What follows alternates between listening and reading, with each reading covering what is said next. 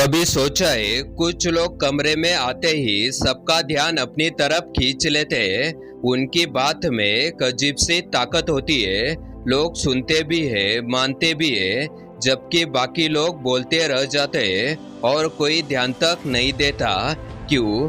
क्यों कुछ लोग पावर और रिस्पेक्ट कमांड करते हैं जबकि बाकी लोग हर दिन इग्नोर किए जाते हैं। आज मैं आपको बताने वाला हूँ पावर की वो 5 साइकोलॉजिकल लॉ जो अगर आपने सीख लिए तो लोग आपकी वैल्यू करने लगेंगे, आपके वर्ड्स में वजन होगा और आपकी प्रेजेंस खुद एक पावर बन जाएगी। लेकिन आखिर में एक लॉ ऐसा है जो अगर आपने गलत इस्तेमाल कर दिया तो आपकी पूरी पावर खत्म हो जाएगी।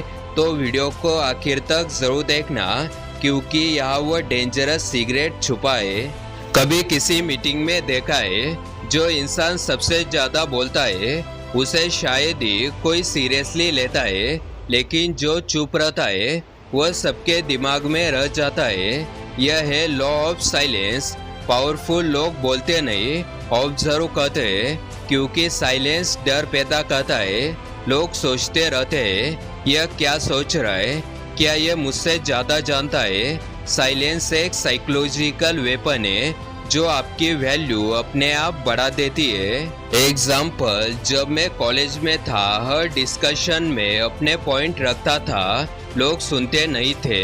फिर एक दिन मैंने सिर्फ ऑब्जर्व करना शुरू किया, कम बोला लेकिन जो बोला सब सुनते रह गए। तब समझ आया पावर का मतलब लाउड होना नहीं है, क्लेम होना है। तो अगली बार किसी आर्ग्यूमेंट में पड़ो, बस एक बार साइलेंस का प्रयोग करना, लोग खुद तुम्हें गंभीरता से लेने लगेंगे। अब दूसरा लॉ ऑफ मिस्ट्री। लोग उस चीज की वैल्यू ज्यादा करते हैं जिसे वो पूरी तरह समझ नहीं पाते। जब आप हर चीज खुलकर बता देते लोग आपको प्रिडिक्टेबल मान लेते हैं, लेकिन जब आप अपने अंदर थोड़ा मिस्ट्री रखते तो क्रियोसिटी बढ़ती है और यही से रिस्पेक्ट शुरू होती है। एग्जाम्पल, इमेजिन करो दो लोग हैं, एक अपने हर थॉट हर प्लान सबके सामने बोल देता है, दूसरा थोड़ा मिस्टीरियस है, बस टाइम आने पर देख लेना बोलकर मुस्कुरा देता है। अब सोचो किसकी बातों का असर ज्यादा है। एग्जैक्टली दूसरा, क्योंकि पावरफुल लोग प्रिडिक्टेबल नहीं होते। अब तीसरा law of emotional control. Emotion दिखाना बुरा नहीं है, लेकिन इमोशन में बह जाना पावर का सबसे बड़ा दुश्मन है। जो इंसान अपने इमोशन को कंट्रोल कर लेता है वह सामने वाले के इमोशन को मैनिपुलेट कर सकता है। जब आप गुस्से में रिएक्ट करते हो आप कंट्रोल खो देते हो, लेकिन जब आप शांत रहकर सामने वाले को ऑब्जर्व करते हो आपका क्लेमनेस ही उसकी बेचैनी बन जाती है। एग्जाम्पल, एक बार मेरी बस एक दोस्त से हुई, वो गुस्से में चिल्ला रहा था और मैं बस मुस्कुरा रहा था। कुछ देर बाद उसने खुद कहा, यार तू ऐसा क्लेम कैसे रह सकता है। उस पल समझ आया पावर का मतलब दूसरों पर रिएक्ट ना करना बल्कि उसे रिएक्ट करवाना है। अब आता है लॉ ऑफ परसेप्शन। दुनिया आपको वैसे नहीं देखती जैसे आप है, बल्कि वैसे देखती है जैसे आप खुद को दिखाते हो।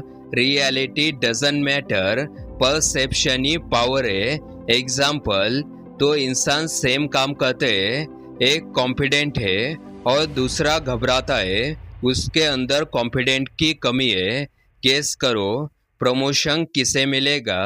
पावरफुल लोग अपने परसेप्शन को डिजाइन करते हैं। वह जानते हैं कि दुनिया को ट्रूथ नहीं चाहिए, उसे इल्यूशन ऑफ पावर चाहिए।